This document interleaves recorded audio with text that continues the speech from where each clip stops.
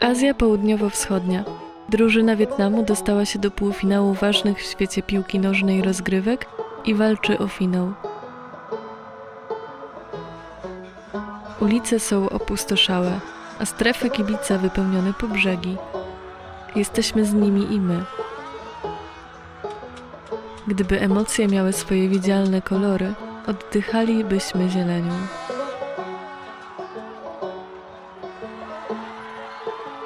Ludzie kibicują tak, jakby wygrana była kwestią życia i śmierci, z całej siły wierząc, że się uda.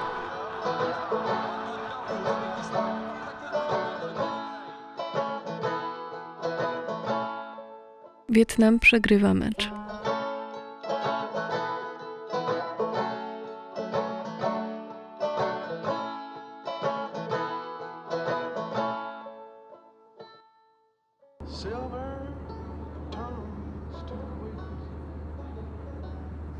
Loty w stronę Azji dają odpowiednią ilość czasu do przygotowywania głowy na całe tony zaskoczeń.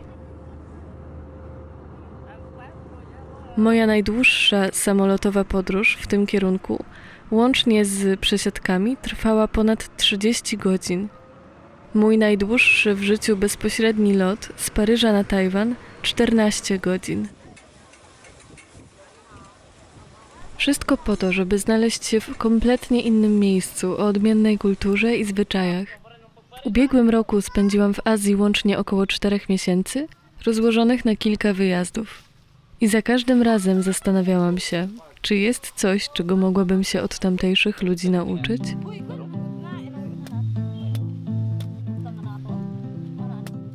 Ta część świata chyba ma to do siebie, że wszyscy żyją we wspólnotach. Jedzą razem, żyją razem na podwórkach, otoczeni są sobą nawzajem.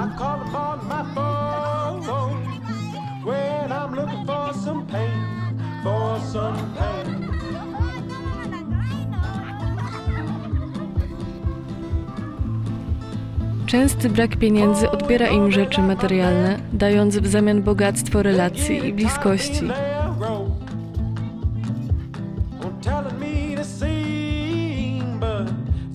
I właśnie w taki sposób kształtuje się dzieciństwo tych małych ludzi, z wymalowanym szczęściem na buziach i w oczach.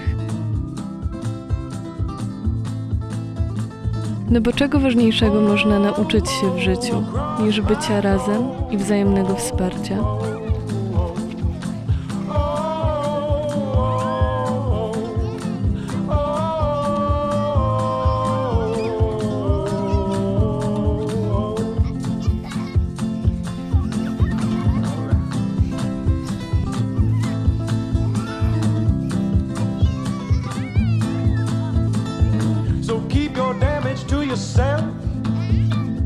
No, don't trouble me at all. 'Cause I love to know I've got trouble small. Go! Ôi! Bật! Giật tay! Hai! Ba! Bật! Năm! Jeśli oglądaliście kiedyś amerykański film pod tytułem Prosta historia, pamiętacie może scenę, w której główny bohater bez problemu łamie jedną gałązkę, po czym chwyta ich całą garść i nie potrafi złamać, przyrównując tę garść do rodziny. W Azji całe społeczeństwa wydają się być na jakimś poziomie jedną ogromną rodziną.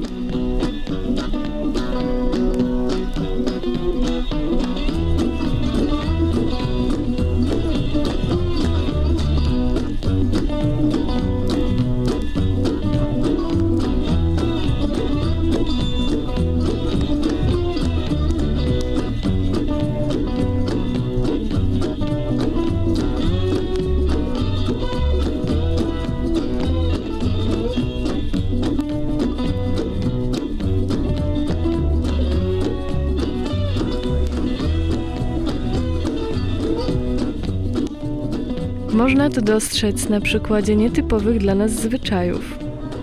W Wietnamie Sylwester nie jest jednodniową imprezą dla par wychodzących na wszelakie bale czy alkoholowych wyskoków znajomych. Świętowanie nadchodzącego Nowego Roku zaczyna się już 3 dni wcześniej, kiedy to zamykane są wszystkie sklepy i większość restauracji po to, aby spędzić ten czas z rodziną. W samego Sylwestra wszyscy wychodzą na ulicę, wspólnie paląc ogniska. Tylko taka moja interpretacja, ale widziałam w tym ogniu jakby całe ciepło, jakie w sobie nazbierali, spędzając jeszcze więcej czasu ze sobą nawzajem.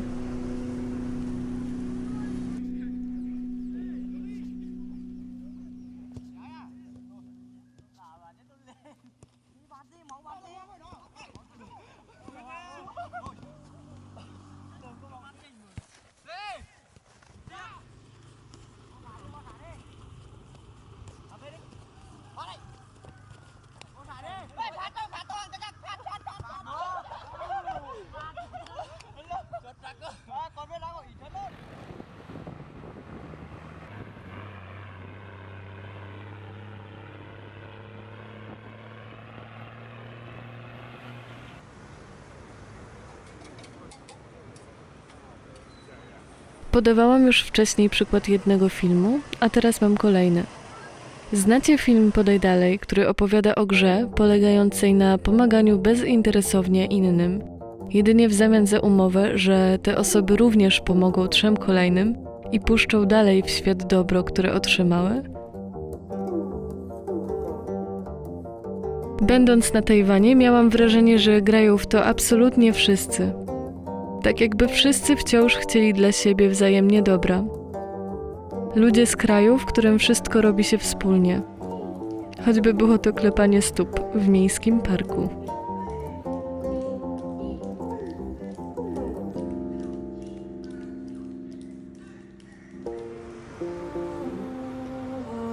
Gdybym postanowiła tam kiedyś zamieszkać, myślę, że też chciałoby mi się tańczyć na ulicach.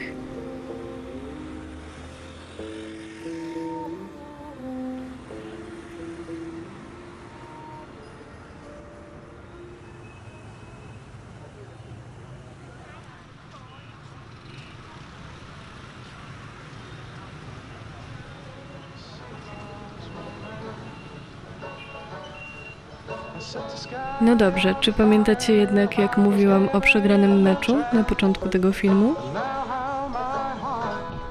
Po 15 minutach smutku ulice Wietnamu wyglądały tak. Każdy z tych uśmiechów był dla mnie uśmiechem bohatera.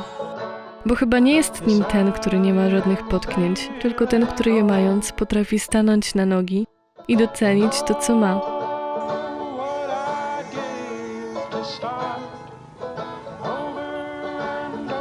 Warto było obserwować tę część świata, żeby móc sobie to uświadomić jeszcze bardziej. Przebywać wśród ludzi, którzy kiedy mają wybór, zamiast smutku decydują się na czystą radość. I potrafią tworzyć wspólnoty w tak piękny sposób, żeby być razem, tak po prostu.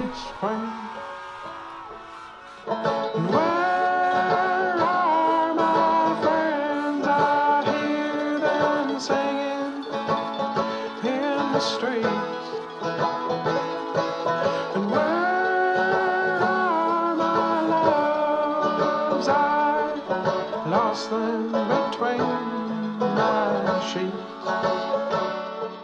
There's a sweet memory, sweet memory. Bring on such misery, bring on such misery. Brooklyn, you've changed on me. Brooklyn, you've changed on me. Brooklyn, you've changed on me.